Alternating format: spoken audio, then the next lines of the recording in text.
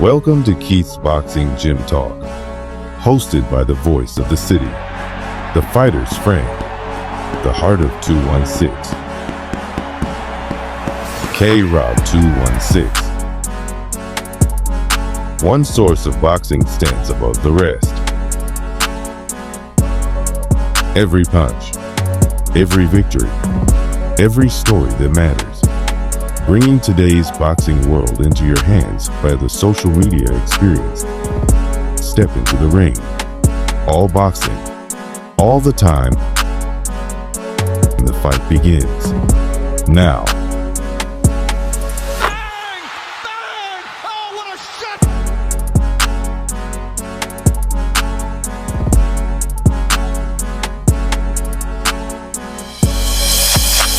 Good morning, everybody.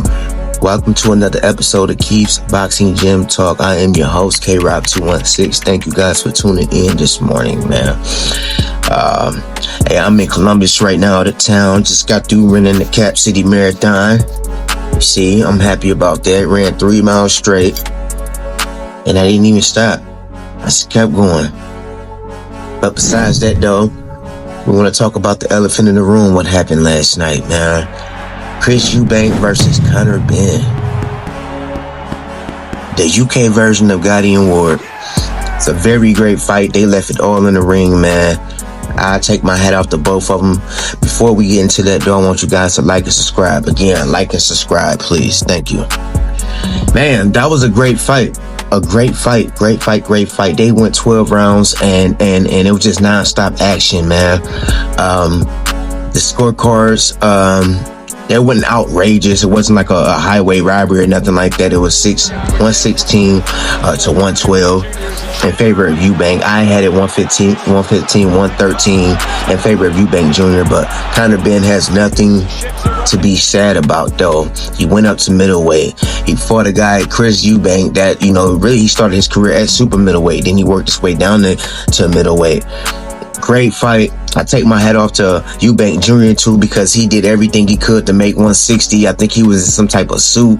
He was skin and bones at the day of the weigh-in, and he went in there and he fought it out. You can tell that he was very fatigued, but it was a lot on the line. It was a lot on the line.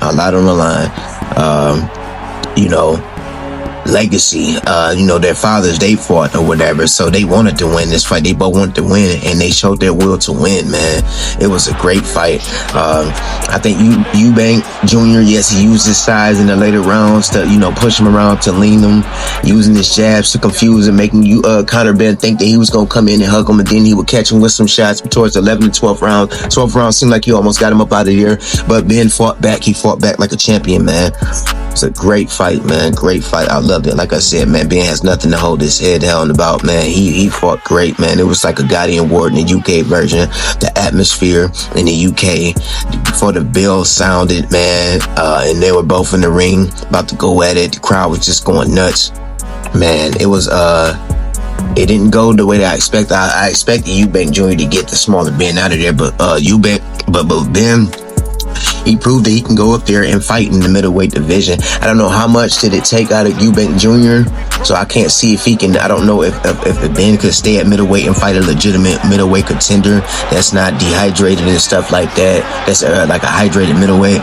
But yeah, man, it was great, man. It was great, and I think they have a rematch clause in order too. So I'm expecting them to fight a rematch. I'm expecting them to fight a rematch for real. I mean, I think it's a lot of money to be made in the rematch, man. So you can't go wrong with that, man. Like I said, Ben, he impressed the hell out of me out there going against a middleweight, a super middleweight, and not bagging down, standing his ground. And if people think that Ben won, man, I'm not upset at that, man, because he was outworking Chris Eubank at times and stuff like that. Chris Eubank was very fatigued, though. I see in the 11th round he was looking at the time. It was like 30 seconds left. Like, man, I wish this round to be over with so I can get me a breather and whatever. But like I said, man, I take my hat off to both of them. I don't have anything bad, nothing bad to say about them, really, man.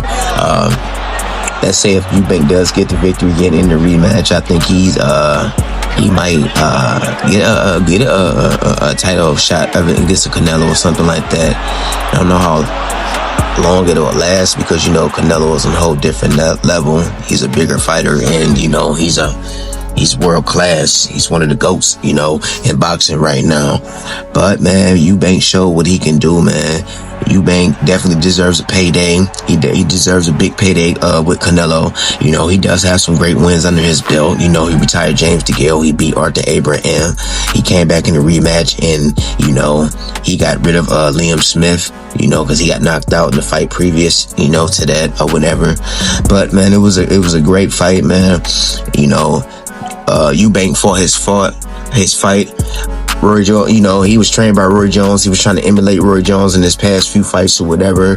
And, that cost him because, you have to have your own style. You can't go in there trying to be Roy Jones when, you didn't have that training regimen ever like a Roy Jones, growing up into the amateurs. And when you were, when you were little in the boxing gyms and stuff like that, learning your craft, you got your style. And it worked well.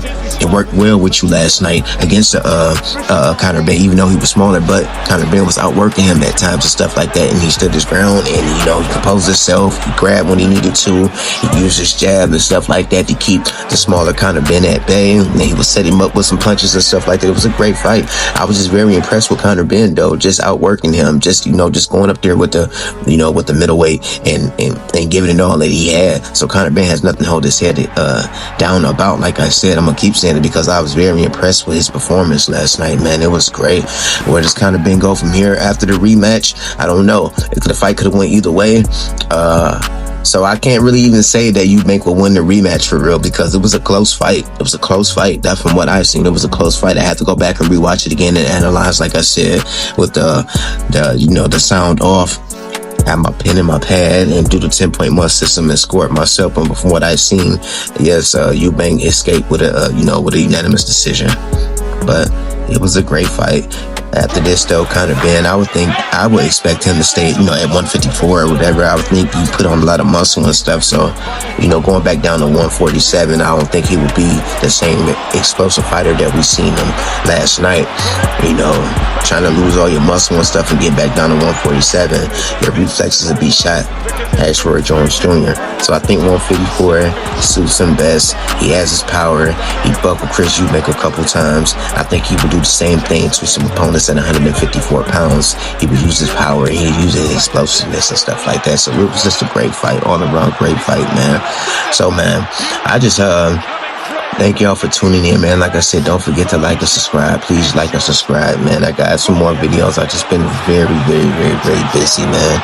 Very busy. Like I said, I think I said in my last video, I got a video that I want to make. I think it's going to cause some controversy when I get back to Cleveland, Ohio later on tonight. I may do it today. Tonight, I may do it tomorrow, but I know consistency is key. So it might have to be tonight. But I do have something I want to talk about. My next video will be about Keyshawn Davis and Shakur Stevenson. Yes, they are friends right now, but I see them guys being frenemies in the future. It's based on, you know what? We'll say that for the next video. Like and subscribe. I love you guys. I'll see you when I get back to Cleveland.